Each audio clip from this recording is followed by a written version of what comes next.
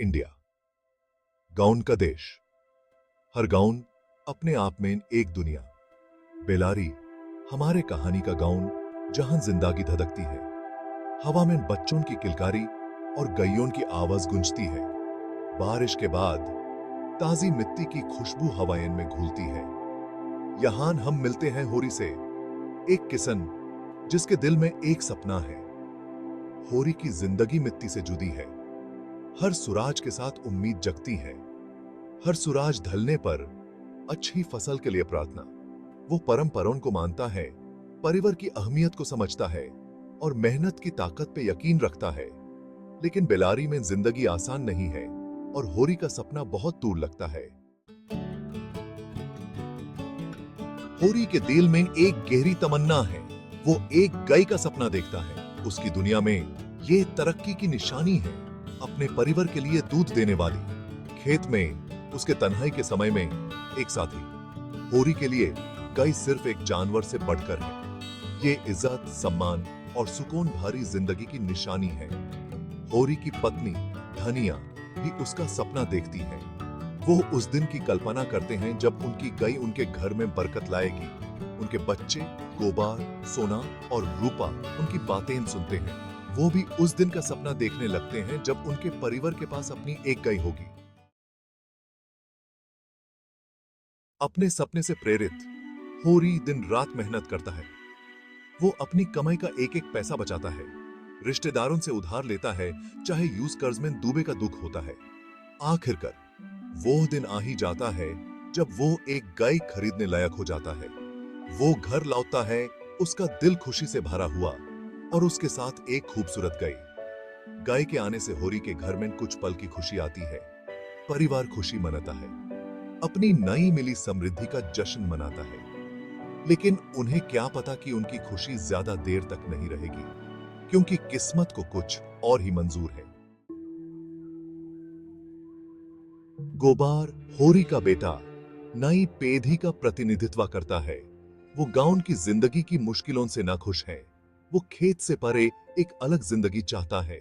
जब वो देखता है कि उसके पिता गाय के लिए गए कर्ज को चुकाने के लिए संघर्ष कर रहे हैं, तो यूज गुस्सा और धोखा महसूस होता है। वो बेहतर जिंदगी की तलाश में शहर भाग जाता है। गोबार के जाने से होरी का दिल टूट जाता है। यूज अपने बेटे की नाराजगी और अधूरे सपनों की निराशा का एहसास होता है। गाय, जो कभी उम्मीद की निशानी थी, अब उसके बेटे के विश्वासघात की याद दिलाती है। Section 5, scandal and Shem, the shadow of tradition.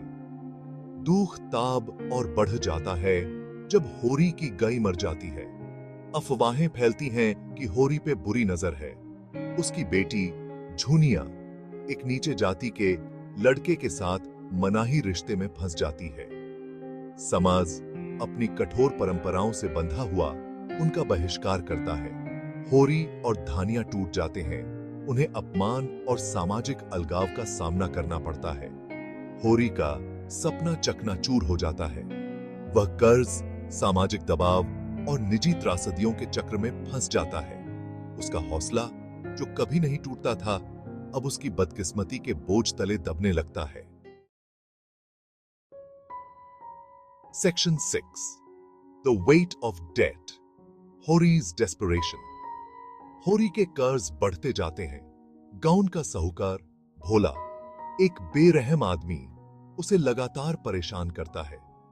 होरी अपने कर्ज चुकाने के लिए अपनी जमीन टुकड़े टुकड़े करके बेचने को मजबूर हो जाता है। वह अपनी ही जमीन पर मजदूर बन जाता है। उसकी गाय खरीदने का सपना एक धुंधली याद बनकर रह जाता है। इतनी मुश्किलों के बावजूद होरी अपनी इज्जत को बचाए रखता है। वह जमीन पर काम करता रहता है।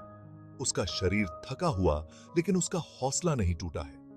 वह एक चमत्कार की ख्वाहिश रखता है, अपने खोए हुए सम्मान को वापस पाने और अपने सपने को पूरा करने का एक और मौका। सेक्शन 7, अ फादर्स सैक्रिफाइस, होरीज फाइनल एक्ट। भूख और निराशा से कमजोर होरी बीमार पड़ जाता है।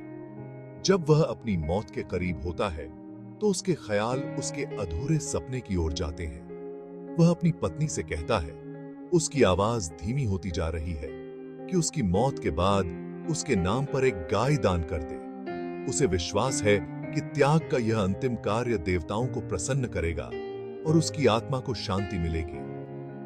होरी अपनी आखिरी सांस लेता है। उसका सपना जिंदगी में तो अधूरा रह गया, लेकिन उसके अंतिम पलों में भी मौजूद रहा। उसकी मौत उसके परिवार के दिलों में एक खालीपन छोड़ जाती है और एक ऐसा समाज जो सामाजिक दबाव और आर्थिक असमानता के परिणामों से जूझ रहा है। Section 8 the unfulfilled dream, Hori's legacy. Hori की मौत गाउन की जिंदगी की करवा सच्चाइयों की याद दिलाती है। उसका अधूरा सपना उन बेशुमार किसनों के संघर्षों को दर्शाता है जो अपनी जिंदगी की जरूरतों को पूरा करने के लिए अथक परिश्रम करते हैं। उसकी कहानी समय से परे है और आज भी किसानों की परिस्थितियों को बयां करती है। होरी की विरासत उसके परिवार के दिलों और बेलारी की सामूहिक स्मृति में जिंदा है। वह लचीलापन का प्रतीक बन जाता है, हमें दया के महत्व और दुनिया को खाना खिलाने वालों की परिस्थितियों पर ध्यान देने की जरूरत की याद दिलाता है। Section 9 a timeless struggle, farmers then and now. Hori की कहानी भले ही आजादी से पहले के इंडिया में सेट हो, आज के किसानों के संघर्षों को भी दर्शाती है। वे अभी भी चुनौतियों का सामना कर रहे हैं। फसलों की बदलती कीमतें, जलवायु परिवर्तन और समर्थन प्रणालियों की कमी। उनके सपने होरी की तरह अक्सर अधूरे रह जाते हैं। होरी की कहानी किसानों द्वारा किए गए त्यागों की एक शक्तिशाली याद दिलाती है। यह उन नीतियों और पहल की तत्काल आवश्यकता पर प्रकाश डालती है जो उन्हें सशक्त बनाती हैं और उनकी भलाई सुनिश्चित करती हैं। Section 10 A Call for Change, Honoring Hori's Memory।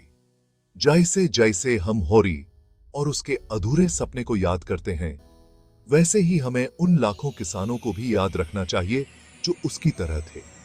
हमें ऐसी दुनिया बनाने के लिए प्रयास करना चाहिए जहां उनकी कड़ी मेहनत की कद्र हो, उनकी आवाज सुनी जाए और उनके सपने पूरे हो सकें। आइए हम होरी की स्मृति को अपने किसानों के लिए एक बेहतर भविष्य की दिशा में काम करके सम्मानित करें।